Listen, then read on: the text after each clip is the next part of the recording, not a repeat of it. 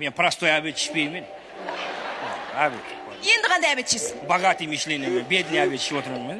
Әй, бір богатый ат қойып алшы, кел жей берейік. Куриный грудка, сливочным соусе. Езуің жүріп кетпес. Тоқташ. Сен де богатый мышление ғой, ал тауып көрші не тамақ жасадың. Сырты ақ, ортасы сары. Андай ма, не ма, барашка номер телешке дей ма, бүйтіп айналатын ше, бүйтіп. Жоға, чық деп жарасың, піш деп қурасың. Та-та-та-та, чықпыш. Стейк деген бала, стейк деген, Жым. Моң қанжада. Мен ба? Ол сериал ғой, Қалдыбай.